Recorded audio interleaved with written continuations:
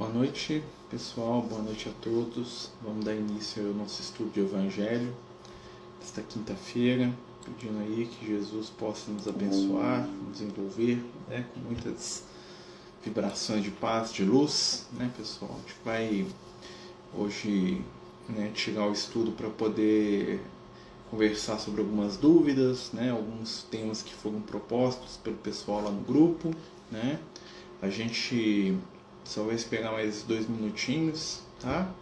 E a gente inicia o nosso estudo da noite.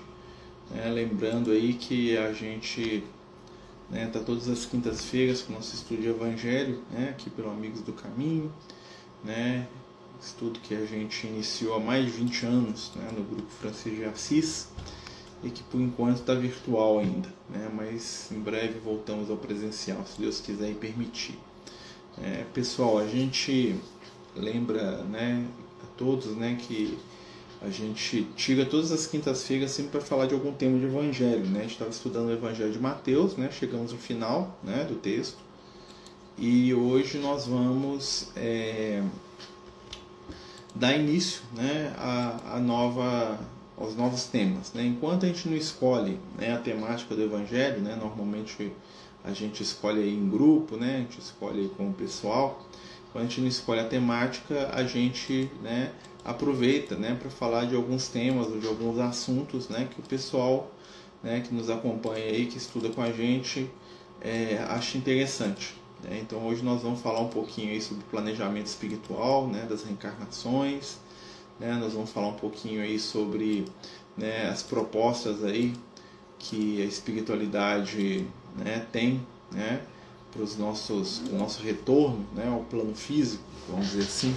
A gente vai conversar um pouquinho sobre isso, que foi o tema pedido pelo pessoal do grupo, e também vamos falar um pouco sobre o Natal, que foi o tema aí que o nosso amigo Diogo nos sugeriu, falar um pouco da visão espírita do Natal, desse momento aí que se aproxima, e que movimenta aí tanto o coração das pessoas. Então a gente vamos fazer a nossa prece, e vamos dar início aí mais um estudo aí de quinta-feira. Lembrando que quem quiser perguntar, participar, é sempre muito bem-vindo. Até a gente agradece, porque nos ajuda aí a manter o estudo, ajuda aí a manter o foco do canal. Então a gente agradece todo mundo aí que puder nos ajudar e que puder colaborar conosco aí.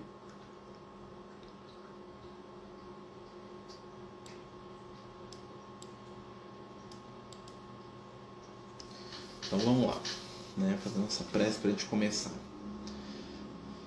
Meu Mestre Jesus, companheiros espirituais, neste momento pedimos amparo e auxílio para o estudo que se inicia em Teu nome, que possamos despertar os valores da espiritualidade e elevar o nosso pensamento à altura do Cristo, no seu plano de paz, de amor e de luz.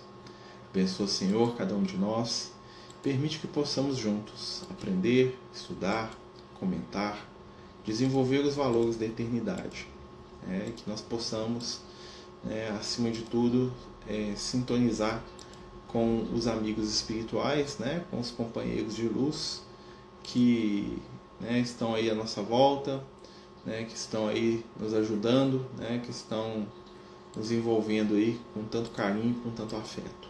Que Jesus nos abençoe sempre. E que a gente possa dar continuidade ao trabalho do estudo, e aos trabalhos aí do bem e da luz.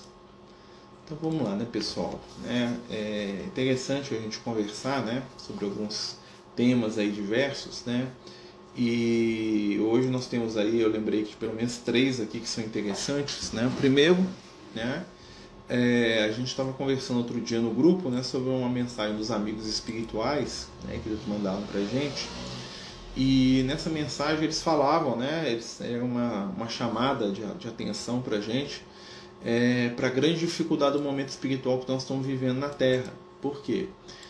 Dado vamos dizer assim, a nossa dificuldade, de lidar com algumas questões do fator do nosso dia a dia mesmo.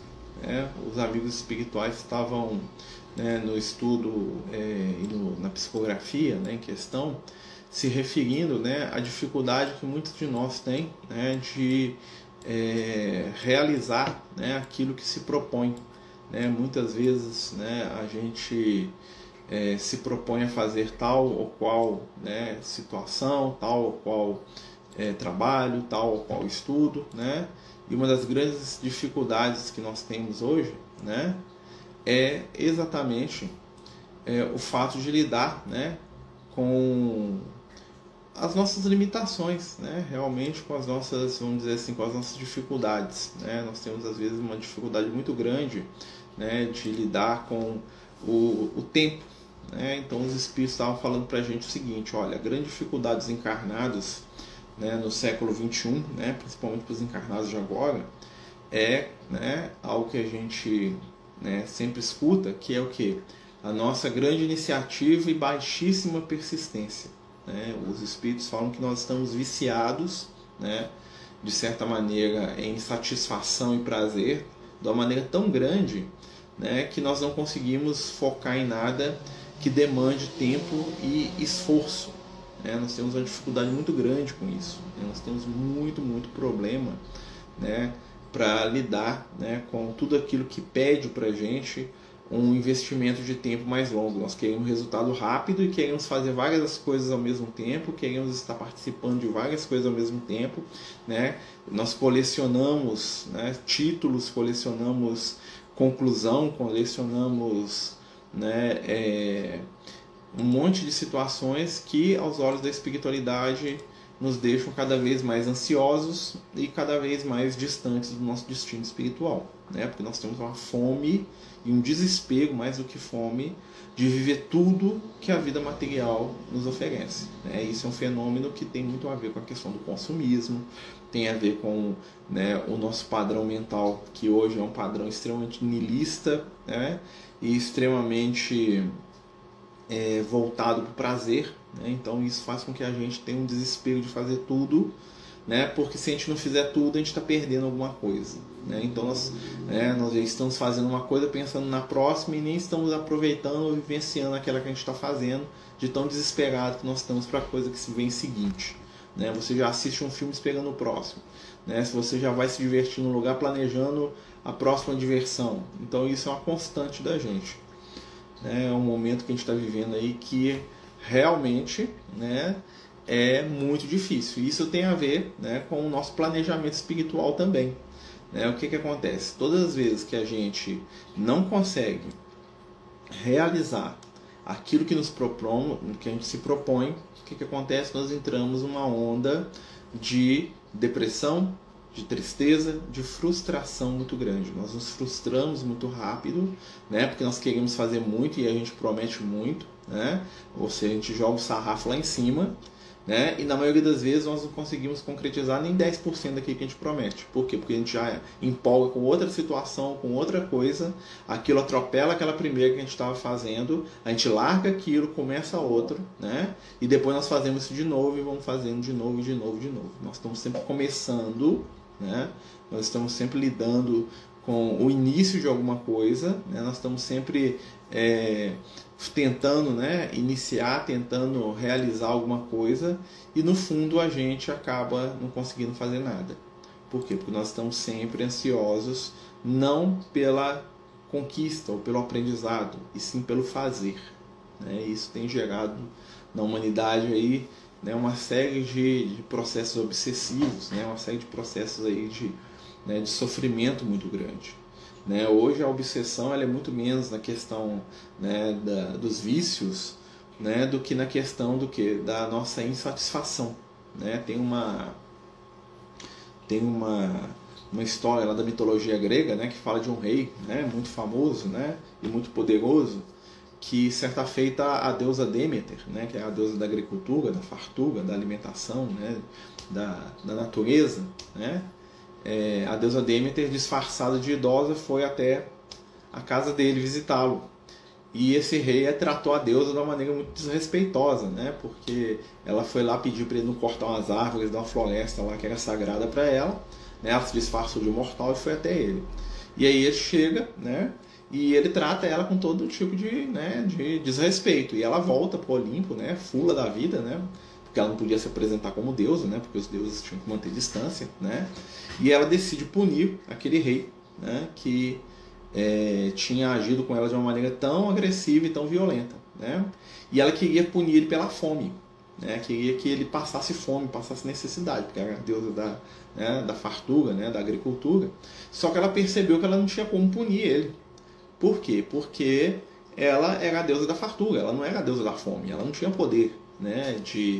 de fazer qualquer coisa que fosse contrária à natureza divina dela, que era fartura. Ela só podia fazer chover, só podia fazer nascer, né, pé de alface, né, nascer trigo, né, o poder dela era esse. Né? Então o que ela faz? Ela sai e ela vai procurar, né, uma outra deusa menor, né, uma deusa inferior, que era a fome. E ela vai lá e conversa com a fome, né, e fala assim, olha, tem um mortal lá que me desonrou, né, e eu não admito isso, eu sou a deusa do Olimpo, eu sou poderosa, eu sou irmão dos Zeus, né, e eu não aceito isso, e eu quero que você vá lá e pune ele em meu nome, porque eu não posso punir ele, porque eu quero que ele passe fome, e eu não posso, eu não tenho poder para isso, né, meu poder é multiplicar. Aí a fome, né, que é personificada, né, fala assim, não, pode deixar que eu vou punir ele, né, em seu nome. E aí a deusa vai embora, né, esquece disso, porque os deuses eram assim, né, eles tinham ódio e passou 5 minutos e eles nem lembravam que ele existia, né? Porque, né, eram todos frívolos, né? E aí a fome sai, né? E vai, viaja aquela distância toda, porque ela morava num lugar muito longe, né? E chega lá na terra do rei. Quando ela chega, ela entra dentro do palácio, invisível, né? Porque ela não precisava aparecer, porque a fome ninguém vê, né? Só percebe. Ela vai e dá um beijo, né? Chega perto do rei que está lá conversando, agindo, sem ver nada, né? Vai, se aproxima dele, dá um beijo na boca dele. Isso invisível, ele não vê, né? Quando ela dá um beijo na boca dela, um pequeno pedaço dela, uma partículazinha dela, entra dentro dele e vai lá para o estômago dele.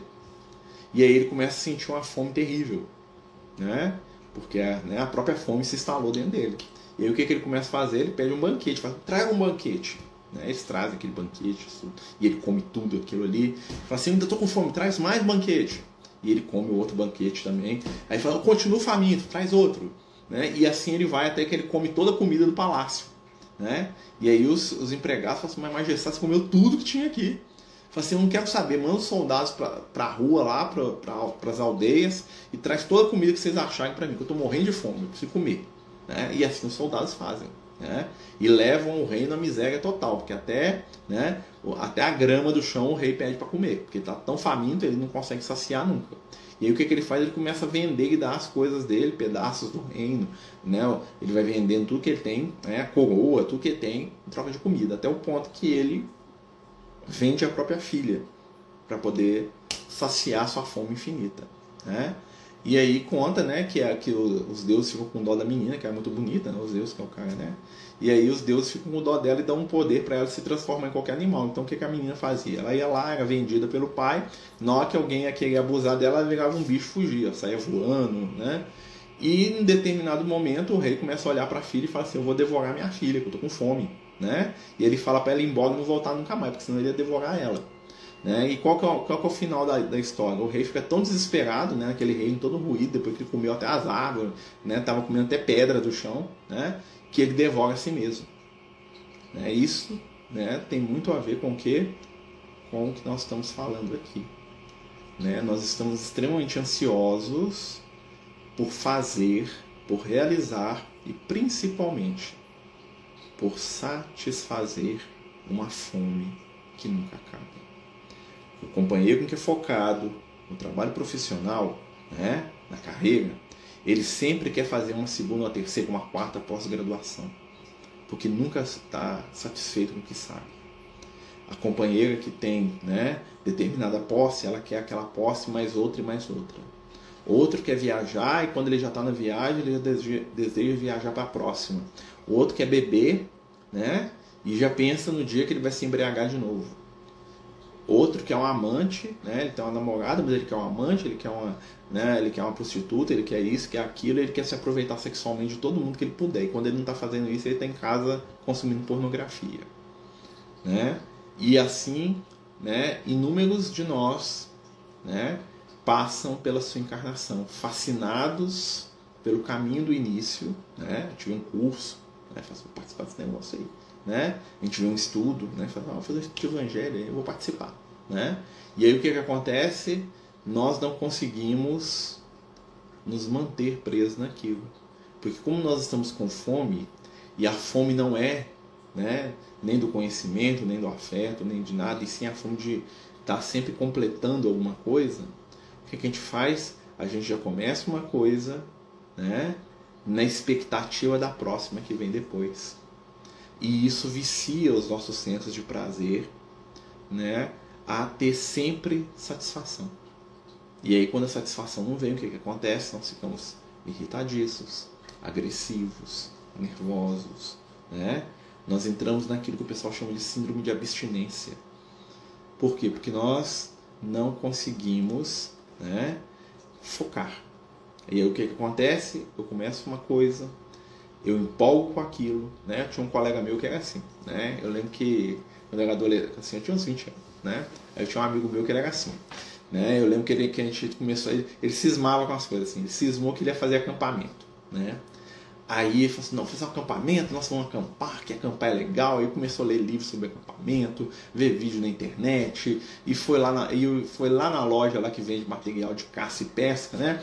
Comprou uma faca do Rambo, comprou um cantil, comprou uma bolsa, comprou uma mochila que é à prova d'água, comprou uma roupa que é antitérmica, comprou uma bota, comprou, né? O cara virou o Rambo, né? Comprou tudo que você pensar de equipamento, o cara comprou. O que não tinha, ele mandou trazer de fora. E aí se equipou todo, chegou, né? E aí no dia que ele foi pegar, né? Que algumas coisas vieram de encomenda, não era, né? Isso era 20 anos atrás, né? Rápido igual hoje, né? O que aconteceu? Ele foi lá buscar as coisas, né? E abriu lá a faca do Rambo, que negócio, sei lá o que, papapá.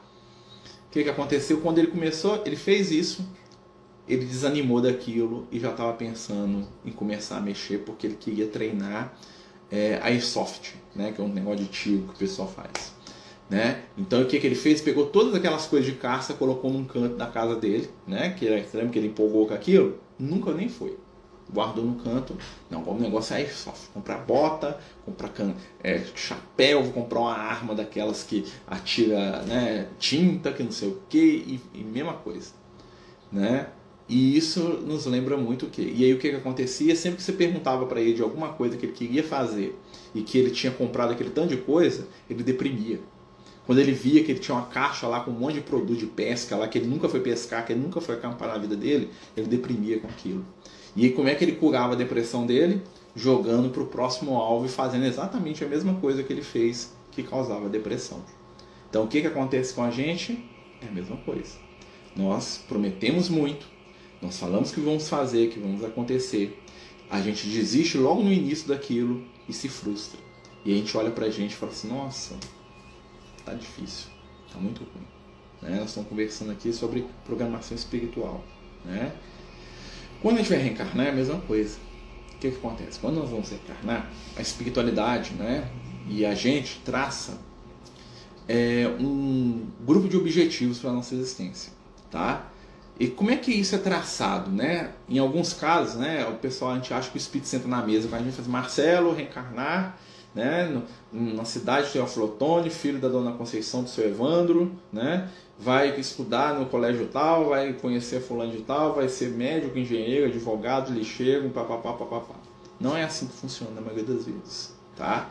O que é o nosso planejamento espiritual? O planejamento espiritual é exatamente a consequência dos nossos atos. Marcelo se desequilibrou, né, no campo do dinheiro. Então Marcelo vai vir com uma restrição financeira para poder valorizar o dinheiro. Marcelo era um mau marido, então ele vai vir com uma restrição afetiva. Ele vai ter uma dificuldade extrema de ter um relacionamento equilibrado. Por quê? Porque ele não foi um bom marido. Então ele precisa ser um bom marido. Para ele aprender a ser um bom marido, ele tem que aprender a valorizar a figura feminina. Porque na encarnação dele, que ele não valorizava, ele tinha um monte de amante, ele traía a companheira dele, né? Então ele precisa do revés que ensine a reequilibrar. Então se eu desequilibro para um lado, eu necessito voltar. Então o que acontece? O pêndulo tem que balançar para o outro lado. Ou seja, se aqui é o caminho do meio, no meu campo afetivo, e, né, eu tinha uma companheira, eu tinha uma família, eu estava ali com todas as oportunidades de crescer, eu desviei esse caminho todo para cá, em busca de prazer, de sexo, enganei um monte de gente, passei um monte de perna, um monte de mulher, né?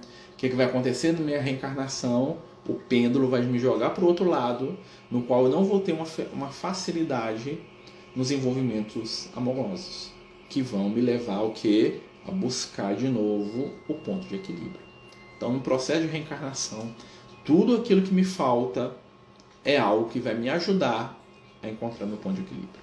Tá? Isso naquilo que a gente chama de reencarnação de expiação. Né? Então, o que acontece? Quando nós vamos renascer, né? A natureza mesmo, a lei, né, de ação e reação já promove isso. A espiritualidade pode interferir, tá? E eles não fazem isso muito, mas eles podem interferir quando existe ali alguns fatores, tá? Então vamos voltar aqui aos tipos de reencarnação. Tem 3 tipos, tá? E eles se misturam, tá? Ou seja, a gente tem um pouquinho de cada, que é a reencarnação de expiação, a reencarnação de prova e a reencarnação de missão. Né? O que é expiação? Expiação é a consequência do meu ato.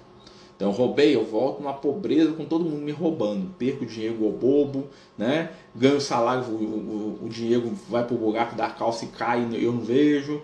Né? Compro um monte de bobagem, faço dívida, porque eu sou desequilibrado, eu estou em expiação. A expiação normalmente é acompanhada de revolta, eu não aceito aquilo. Eu não aceito porque eu não aprendi a lição. Então eu não aceito, eu queria ser rico. Né? Então eu estou perdendo dinheiro, então eu roubo. Então eu tomo dos outros, eu estou em expiação. Né? Eu estou revoltado contra aquilo que está ali para me ensinar. Ou seja, eu tenho uma limitação e eu estou revoltado com aquela limitação. Aí vem a prova. Qual que é a reencarnação de prova? Prova é o teste. Né? A prova é aquilo que você perdeu, né, por falha e que agora você vai passar por essa situação de novo para ver como é que você reage. Então, imagine financeiramente, eu venho lá, passo a expiação, né? Quanto mais rebelde eu sou, mais demora a expiação, às vezes várias encarnações, né? Mas vai que eu resignei, né? Eu aprendi a lição. Aí eu venho a prova, agora eu vou testar, vou voltar para aquela condição onde eu tinha a condição financeira que me permite o equilíbrio. Beleza, eu tenho um bom emprego e tal. O que eu vou fazer com isso? Eu estou no teste. Eu vou usar esse equilíbrio para me tornar um suvina, um mão de vaca que não ajuda ninguém, um egoísta que vive só para o meu próprio prazer, né? Meu dinheiro é meu, eu faço com ele o que eu quiser, né? Que se dane minha família, meus filhos, porque, né? Ou então eu vivo um cara que não gasta com nada, não sovina. Ou eu vou falar, não, pega aí, o dinheiro é algo interessante, mas desde que ele seja utilizado em favor daqueles que eu amo, em meu favor. E vou ajudar também de vez em quando alguém que precisa. Isso é o teste, isso é a prova. E o que é a missão? A missão é quando você domina totalmente alguma coisa, já passou pela prova, você não precisa mais se testar naquilo, e aquilo é fácil para você. Você fala assim, não, eu vim muito milionário, né? Mas eu sou totalmente desprendido de dinheiro e uso meu dinheiro para ajudar todo mundo de maneira equilibrada, né? Dou emprego, ajudo, né? Não transformo ninguém em sanguessuga, mas também não renego ajuda para quem precisa, não sou apegado ao dinheiro, não sou suvina. O dinheiro é uma ferramenta para construir luz à minha volta. Esse é o espírito missionário. Então eu posso ser missionário, eu posso ter prova e eu posso ter expiação em várias coisas. Por exemplo, eu posso ser um missionário no campo econômico, ou seja, eu estou totalmente resolvido espiritualmente nisso. Eu posso ter uma expiação no campo afetivo. E eu posso ter, né, uma prova no campo, por exemplo, da saúde. Vocês estão entendendo? Então, assim, o que nos define? Né? Espíritos inferiores, expiação, expiação, expiação, porque são rebeldes, agressivos, revoltados, não aceitam nada. Espíritos medianos, menos expiação, uma coisa ou outra ali, um problema ou outro, mais de expiação que ele meio que revolta, mais prova, né? Ou seja, ele já tem capacidade de escolher coisas boas. Espírito de luz, missão.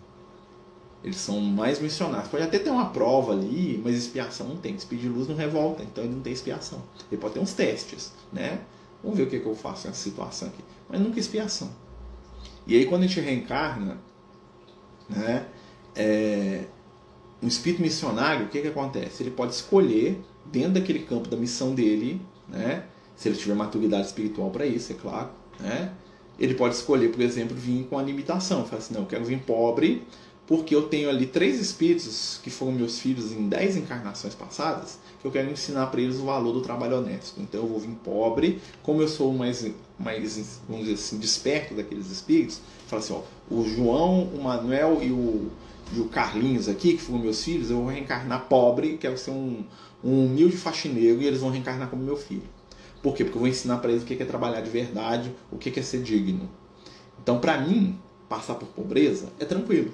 né? Porque eu não estou aqui, né, dentro dessa história. Por quê? Porque eu sou já um espírito que já venceu isso. Então, para mim, renunciar, ser pobre, ser rico, isso para mim não interessa. Mas eu estou fazendo essa renúncia, ou seja, eu estou reencarnando pobre para ensinar 3 espíritos rebeldes, que são meus filhos, que eu amo, né, a valorizar o trabalho. Porque eles eram preguiçosos, né? Então eu quero ensinar eles a trabalhar. Dos 3, um aprende. Vitória. 2 não aprenderam. É o livre-arbítrio deles, lembra? Para eles aquilo ali pode ser uma expiação.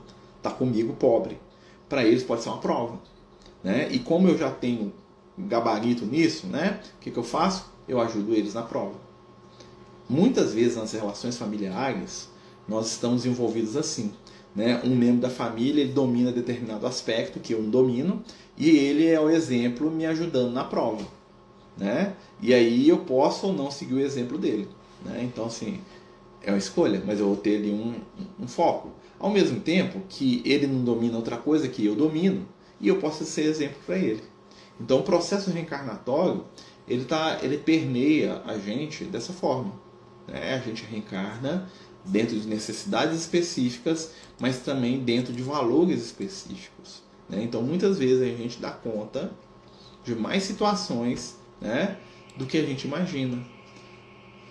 E isso, né, facilita o nosso processo, né, aqui no plano físico. Quanto mais superior o espírito, mais missionário ele é, mais missões ele tem. Né? A gente acha que missão é uma coisa assim, Deus ligou para você, vai lá e descobre a cura do câncer. Né? Existe esse tipo de missão? Existe. Mas toda missão é assim? Não. Né? Toda missão não funciona desse jeito. Existem N tipos de missões. Né? O que acontece é que como a gente lê muito livro, a gente vê muita história, a gente vê muito filme, né? A gente acha que missão é só aquela que impacta o mundo. O cara que desceu para ser o próximo Jesus. Né? Então existem missões em vários aspectos. Uma mãe é um espírito missionário. Um professor pode ser um espírito missionário. Um faxineiro pode ser um espírito missionário. Um marido pode ser uma missão. Né? O que transforma a encarnação em prova, expiação ou missão é a gente.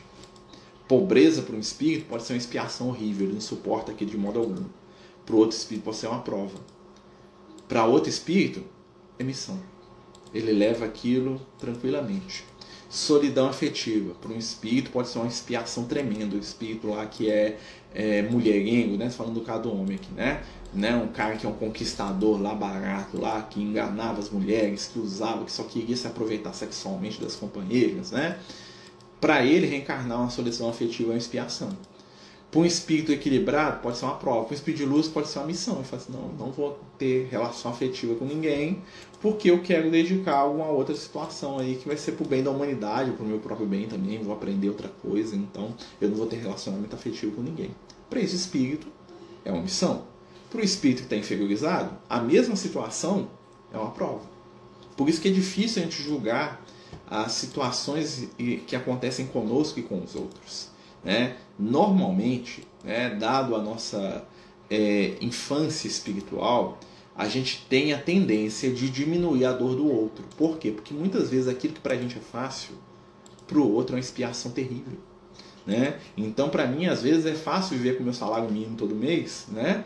Para aquele meu companheiro, para o meu primo, para o meu irmão, é a morte. Para ele, viver com salário mínimo é uma coisa que eu tenho que estar batendo nele todo dia.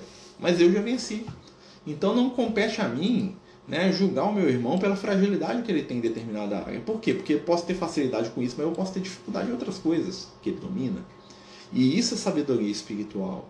Quando a gente começa a perceber que nós temos valores, que o outro possui valores, né, e que o outro é um ser, né, que tem direitos, que tem possibilidades e que tem limitações como nós, a gente começa o quê?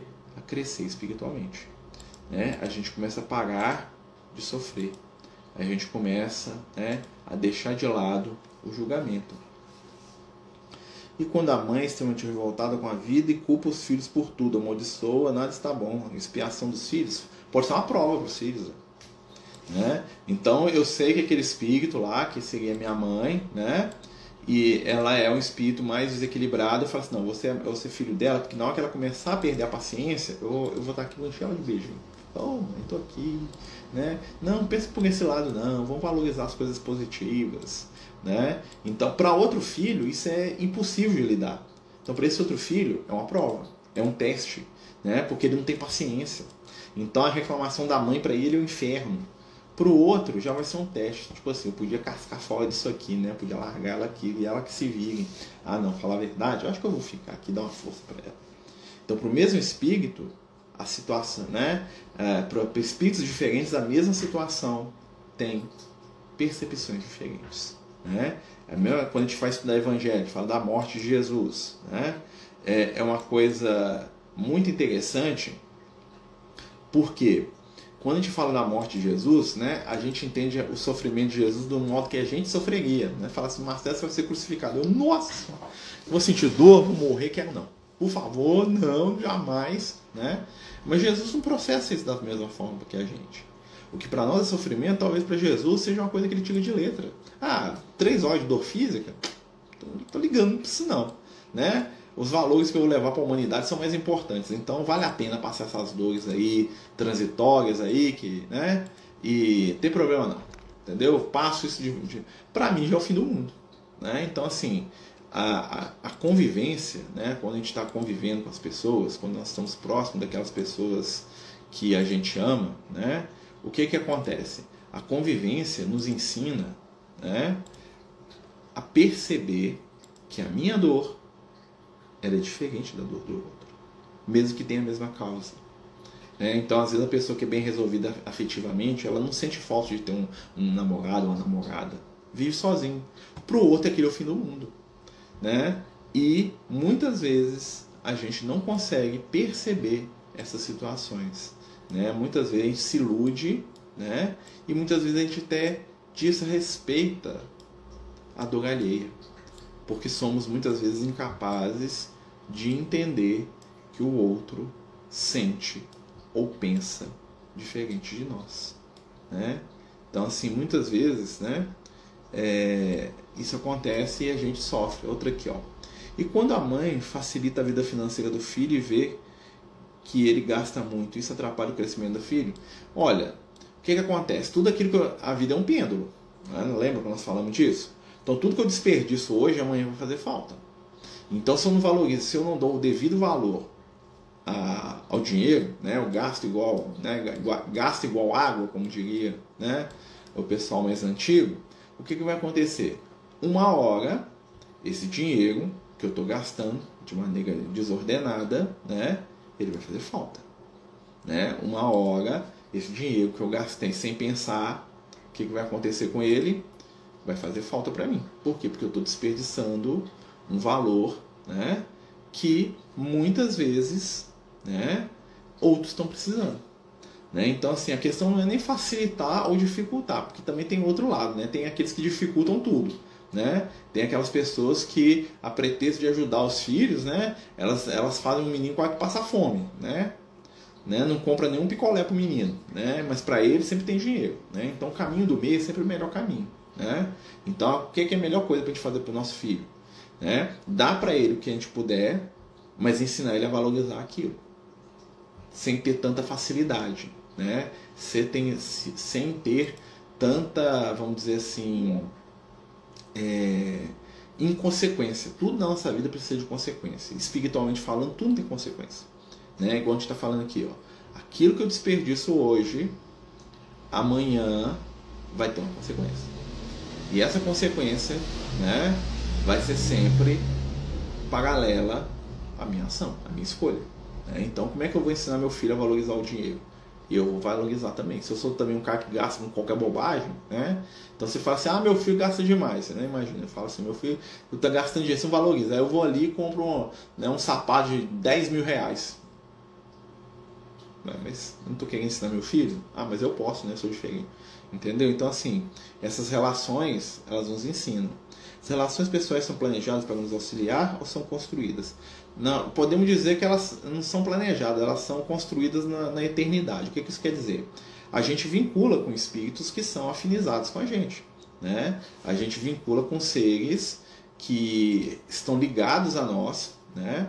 Por que eles estão ligados a nós? Por afinidade, por encarnações, né? Por aprendizados de dor, muitas vezes, de sofrimento, muitas vezes, né?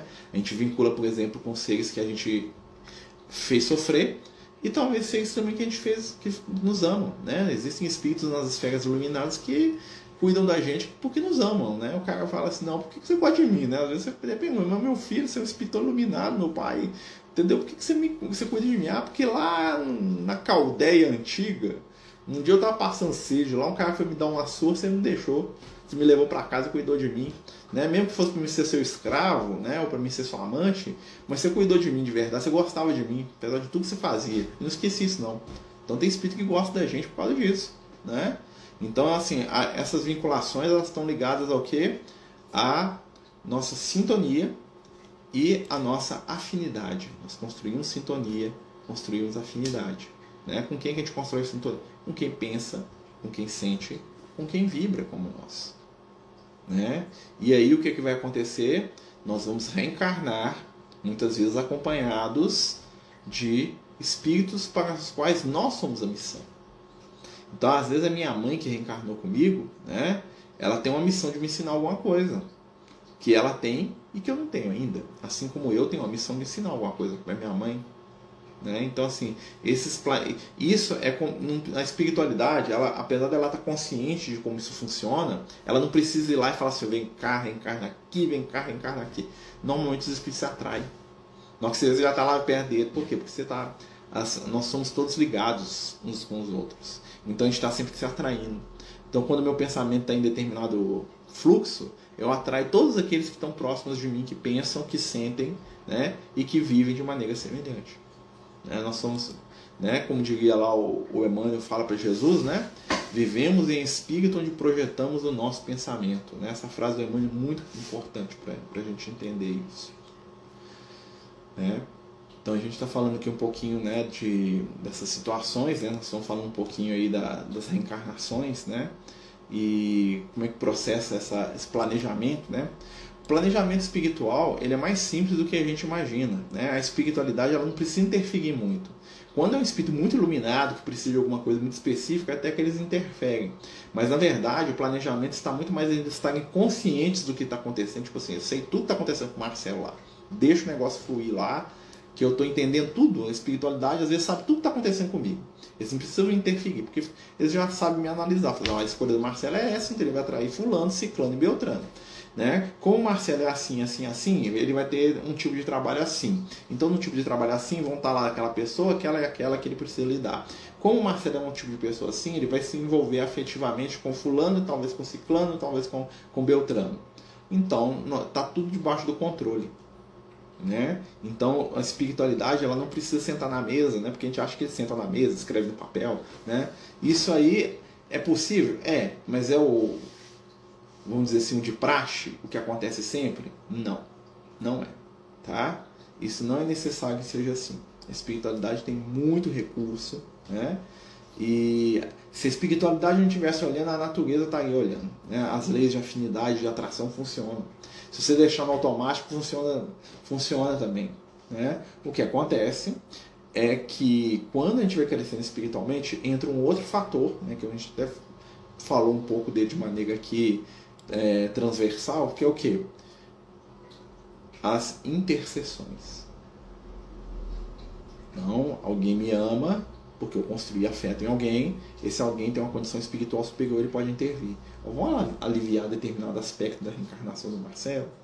Vamos aliviar determinada situação, né, do Marcelo? Né? Eu lembro da história, que é muito interessante, sobre intercessão espiritual, que aconteceu com dois conhecidos meus, né, há muito tempo atrás. É um casal aqui de BH, né, família espírita. O pai era médico e a mãe, se eu não me engano, era enfermeira. Eu não lembro bem, porque tem muito tempo que eu não vejo eles. Quando eu era adolescente ainda. E aí o que aconteceu? Esse casal, né, muito bem financeiramente, rico mesmo. O que você imagina o rico, um rico mesmo. Esse casal, eles tiveram uma filha, né? E essa mocinha, né, imagina, né, o pai extremamente uma pessoa equilibrada, caridosa, né, a mãe também uma pessoa extremamente equilibrada, faziam o bem, faziam caridade, um casamento maravilhoso, assim, ajudavam todo mundo, parecia o plano espiritual na Terra, os dois, né, Eles tiveram uma filha. E aí o que acontece? Essa filha, né, ela recebe do pai e da mãe todo aquele, melhor escola, melhor educação, né? A mãe educa com aquela singeleza, né? A menina vira uma princesa, né? E educa, né? E desde a primeira infância a menina sempre desbocada, agressiva, né? E por mais que os pais tentassem ajudar ali, né? A menina parecia que o ambiente da casa deles era ruim para a menina. A menina se portava como se ela tivesse uma prisão, né? Levava a menina na evangelização, começou a levar na mocidade, a menina fez lá seus 10, 11 anos de idade. Né? O que aconteceu? Quando a menina fez 12 anos de idade, a menina fugiu de casa pela primeira vez. Né? E aí foi né, aquela coisa toda, né? Conhece muita gente, né? Ricos, né? Conhece um monte de gente importante. Conseguiram achar a menina. A menina estava no Morro do Papagaio, uma favela famosa aqui de BH, né? A menina tinha ido para o Morro do Papagaio, né? E eles encontraram a menina com um rapaz, né? Que era um traficante, e a menina falando que estava apaixonada pelo rapaz que ia morar com ele, né? Como a menina menor de idade, o que o pai e a mãe fizeram? Pegaram a menina, levaram para casa, aquela coisa toda, né? Passou uma semana, a menina fugiu de novo, voltou lá para a favela, né? E isso começou, né, um processo de sempre que o pai e a mãe não olhavam, a menina fugia, né? A menina lá com 12, 13 anos de idade, né? Eles trancaram em casa, todo aquilo, levavam para psiquiatra, contrataram especialista, né? O melhor psiquiatra, psicólogo que o dinheiro podia pagar. E a menina, né? Falava para levar a menina para fazer intercâmbio na Europa, aquela coisa toda. A menina não queria nada, a menina queria voltar para namorar com, né? Já estava com o terceiro namorado e todos eles eram traficantes. Tá? Largava um, saía, né? A ponto, e a menina começou a se drogar também, né? Virou viciada em droga, né? E várias vezes eu lembro, né, do conhecidos nossos em comum falando assim, cadê o fulano? O fulano foi buscar a filha dele de novo. Quando falava foi buscar, eu já sabia, a menina estava drogada, né? Quase que se prostituindo na favela. Não que a favela seja um lugar ruim, tá, gente? Né? Existe muita gente digna, né? A maioria, aliás, né? Mas o ambiente que ela estava era o ambiente da droga, do sexo desequilibrado, né? Da violência. Ela foi logo para esse ambiente dentro da favela, né? Em vez de ir para os ambientes legais, né? Não. Ela tinha uma atração por aquilo ali, né? A tal ponto que a menina, de tanto fugir, né? Antes dos 14 ou dos 15 anos, não lembro bem, a menina morreu de overdose, né? Morreu de overdose. Então você imagina, né? A menina tinha o que a gente chama, né, de tudo, né? Ou seja, ela tinha uma família equilibrada, ela tinha uma mãe que era um anjo, né? Tem muito tempo que eu não vejo eles, então não sei como é que tá a mãe, né? Tinha um pai presente, compreensivo, nunca deram um tapa na menina, nunca agrediram a menina, nunca brigaram, não falaram assim, a menina tá fugindo de alguma coisa, não. Eles mesmos brigavam, né? Eles tinham uma relação muito equilibrada, né? O que aconteceu? Passou um tempo, a gente estava lá na casa espírita, né? Esse casal foi conversar com a gente, pediu, né, pra gente perguntar para os espíritos o que aconteceu, né? Aquela coisa, como é que nós perdemos nossa filha? Né? Nós fizemos tudo, né? E aí o amigo espiritual falou para eles, falou assim, olha, vocês fizeram a parte de vocês, mas para ela, o ambiente em que vocês viviam era agressivo. Por quê? Porque ela era um espírito ligado, né, a tudo aquilo que ela buscava, a droga, ao sexo desequilibrado, né, a briga, a agressividade, a violência, né? Então quando ela estava lá, né, com o namorado dela ou com os vários, né, que foram trocando namorados, o que estava acontecendo? Cada vez que ela estava lá, ela encontrava, né, aquilo que a intimidade dela buscava. Vocês, né, como eram espíritos que a amavam há muito tempo, né, pediram para a espiritualidade que ela viesse com o filho de vocês, porque vocês queriam educá-la, vocês queriam dar para ela um caminho diferente. Como vocês têm mérito espiritual, porque vocês fazem o bem, né, vocês não são anjos, nem são perfeitos, mas vocês são espíritos mais equilibrados, né, os espíritos superiores falaram, beleza, nós vamos deixar a menina reencarnar como filha deles, né, mas ela nunca esteve preparada para conviver com vocês no ambiente que vocês viviam. O que para vocês era amor, e para ela era desrespeito, né? O que para vocês era cuidado, para ela era escravidão. O ambiente de sonhos que vocês tentaram criar para ela era uma prisão sem muros. Ela só era feliz naquele ambiente. Feliz, claro, dentro do contexto, né, gente? Ou seja, ela só tinha satisfação ali, né? E o que vai... Aí eles perguntam, mas o que vai acontecer com ela? Ela vai renascer naquele ambiente, né? Provavelmente filha de um daqueles companheiros que a violentavam, né? Ou filha de uma das companheiras, das amigas que ela fez lá. Ela vai reencarnar ali em breve, porque ela já está lá com eles. Então a primeira relação sexual que eles tiverem entre si lá, né, naquele inferninho, vamos dizer assim, né? A menina vai reencarnar. E aí o que o pai e a mãe, que eram espíritos equilibrados, fizeram? Né? Eles ficaram calados e ligaram para mim e falaram assim, eu já sei o que nós vamos fazer. Eles fizeram e abriram um trabalho social lá na região onde a menina desencarnou. Eles foram lá pro Morro do Papagaio, não sei nem como é que tá o trabalho, fizeram um trabalho para construir um trabalho social para poder fazer inclusão com as pessoas que estavam lá. Por que eles estavam fazendo isso? Na esperança de que se a filha deles reencarnasse ali, mesmo que eles não soubessem, no meio daquele tanto de criança que eles iam ajudar, né? A da escola, da educação, da saúde, eles ajudariam a filha deles indiretamente. Isso é a visão do espírito missionário. Um espírito, né, inferior entraria em expiação, começava a xingar Deus, xingar o universo, xingar que Deus tirou minha filha, que é bandido safado, que eu vou lá mandar matar aquele povo todo, que aquele povo é tudo ruim, né? Eles tiveram um momento de prova deles. E quando eles tiveram um momento de prova, o que eles fizeram? Eles foram pra lá, eles pensaram na filha. O amor falou mais alto, falou, não, minha filha vai reencarnar ali. Não tem jeito de eu achar ela, né? Mas se eu ajudar todo mundo, eu vou ajudar ela em algum momento. Então vamos lá trabalhar por aquelas pessoas. Olha o raciocínio, né? Deus os abençoe lá onde eles estiverem, né? Muito tempo que eu não os vejo, né? Espero que eles estejam ainda trabalhando no bem, né? Imagino que sim, né? Se eles estiverem, né? Eu era jovem, tinha 18 anos na época, né?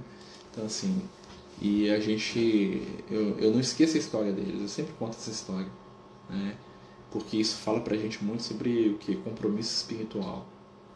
Imagina se eles desistissem. Eles vão desistir da filha deles? Eles não desistiram, né? Imagina essa primeira frustração que eles tivessem com a menina. Ah, isso serve pra nada, não deixa de, né? Eu vou te deserdar, some da minha vida, né? Então assim, nós precisamos trabalhar a nossa capacidade de persistir no bem. Poucas coisas, mas bem feitas. Lembra de Francisco? Francisco fala isso pra gente, né? Ele nos ensina, né? Ele nos ensina poucas coisas, mas bem feitas. Né? A gente não precisa, né? O Liel falou isso pra gente na penúltima mensagem que a gente recebeu dele. Falou pra gente o seguinte: nós não precisamos viver tudo agora, porque nós somos imortais, vamos lembrar disso. Eu não preciso ver todas as séries que eu gosto, não preciso fazer tudo que eu quero, eu não preciso comprar todas as coisas, não preciso namorar todas as mulheres, não. Eu preciso viver bem no ambiente que me foi oferecido. Eu não preciso ter o carro mais novo, eu não preciso nada disso. Se eu tiver que ter, que eu tenha, sem apego. Mas nas relações humanas, eu não preciso ter pressa. Eu fico esperando ali, né? Quando eu acabar aqui, né? Ao invés de eu ficar vendo filme aqui, talvez, pode ser que eu sente do lado dele, vou bater um papo com ele, vou brincar com ele, né? Porque daqui a pouco ele está adulto, e já foi, né? Então assim, nós temos que investir nosso tempo naquilo que importa, porque um dia o tempo pra gente vai ser infinito. Ele já é, só que a gente não percebe, né? Mas se eu não souber lidar com o pouco tempo que eu tenho, eu não vou saber lidar com a eternidade. Então eu preciso aprender a lidar com o pouco, para que quando eu tiver o todo, eu consiga me equilibrar diante daquilo, né? Pessoal, nós estamos chegando no final do estudo, ficou faltando falar do Natal. Semana que vem nós vamos falar do Natal. Queria lembrar a todos que amanhã, né, quem tiver aí mais ou menos sem saber o que fazer da vida, amanhã às 2 da tarde nós vamos estar lá no Francisco de Assis montando cesto de Natal, né? Nós conseguimos comprar, né? Nós estamos aí juntando aí, né, com a doação de um monte de gente, nós conseguimos comprar os itens da cesta de Natal e da cesta básica de dezembro, né? Deu mais de 10 mil reais as compras, né? Mas Jesus mandou amigos aparecerem de todos os lados, né? Então a gente conseguiu fazer a compra dos itens da cesta de Natal. Mais de 100 famílias vão levar, né? Amanhã a gente vai montar a cesta básica lá. Quem viu nos grupos, a gente mandou foto, né? A gente estava lá, né? Então amanhã a gente vai estar lá no Franci para terminar a cesta de Natal, a montagem, né? Colocar, separar tudo, né? Então quem quiser ir lá nos ajudar vai ser muito bem-vindo, tá? No sábado agora, né? Sábado, dia 17, né? A partir das 8 da manhã, nós vamos estar lá no Francisco, tomar café com o pessoal, né? Com as nossas famílias acolhidas e para a distribuição da cesta de Natal, né, e da cesta básica, né? Eles vão ganhar uma cesta especial de Natal com aquelas coisas, panetone, biscoito, né? Aquilo que a gente ganha também, que a gente acha que é supérfluo para dar para os outros, né? Normalmente nós somos assim, né? Eu posso ganhar, o outro, isso é supérfluo, mas eu quero para mim, né? Então vamos fazer uma cestinha de Natal para eles, que é essa que nós vamos montar amanhã, e a cesta básica, né, que nós fizemos lá, reforçada para as famílias lá que a gente atende, né? No último domingo, né, domingo passado, foi a festa do Universo dos Sonhos, né? Nós entregamos os presentes lá para as famílias, né? Foi um dos momentos mais legais aí do ano, né? Voltamos aí, né, com esse trabalho, né? Quem quiser conhecer o nosso trabalho, né, a gente convida aí a visitar lá o Grupo Francis de Assis, né, que nos recebe aí como, né, como casa de amor, né, oportunidade de trabalho. Né, queria agradecer muito a todo mundo que está ajudando a gente. Não dá nem para agradecer as pessoas, que é tanta gente. Fala assim, vamos mandar uma ajuda aí, mandar, né? Então, assim, gente, não tem nem o que falar. Hoje eu olhei lá para a cesta, ela tem algo que eu sentei lá do lado da cesta básica, ela fiquei olhando e eu comecei a chorar. Né? Porque, assim, para quem precisa, é muito. Pra gente não é nada, às vezes. Né? Às vezes, né, a cesta básica não alimenta a minha casa. Não alimenta a casa de muita gente que vai lá. Mas já dá um amparo. Né? Só de pensar que essas famílias, às vezes, estão sofridas, né? Sofridas como a gente também tem os nossos sofrimentos, né? Vão poder se sentar ao redor de uma mesa, né? Ou no banco lá, ou ao redor de um fogão velho, né? Ou no alpendre da casa, né? Simples, e ter lá um pedacinho de carne, ter lá comida, ter lá um presente para dar para as crianças, um pouquinho de dignidade, um sopro, né, de afeto durante alguns dias. Isso aí é o Natal. Isso aí é lembrar Jesus. Né? Quem quiser conhecer o trabalho, né, nós ficaríamos muito felizes de receber a visita, tá? E queria mais uma vez agradecer, né? Amanhã, se Deus quiser, nós vamos. Espero que depois de fazer o tratamento, tá, gente? Semana passada a gente não fez, a gente estava mexendo com o Universo dos Sonhos, né? Mas se Deus quiser, vai dar para fazer o tratamento amanhã às 8 da noite, né? Talvez a gente esteja lá no Francisco de Assis, qualquer coisa a gente faz o tratamento de lá mesmo. Né? Até bom que já está dentro da casa espírita, né? Está cheio de energia positiva, né? Além, né? Mas a gente vai tentar fazer sim o tratamento. Se não der, é porque a gente está agarrado lá fazendo as coisas lá e às vezes, né? Não dá para fazer, tá? Mas a gente vai avisar durante o dia. Espero que dê, tá bom? No mais, só gratidão, só agradecer, né? E a gente vai deixar a próxima quinta também, né, por essas sugestões de tema. Não sei se vocês gostaram, né, de fazer o estudo assim, né? Eu queria tentar fazer o estudo mais participativo, né? Então, assim, minha proposta aí pra gente fazer esse estudo aí é que no dia do estudo vocês tragam, né? Ajudem a gente aí com temas. Fala disso, vamos falar daquilo, né? Pra gente poder dinamizar aí o estudo, né? Então, amanhã, 8 da noite, tratamento espiritual, tá bom?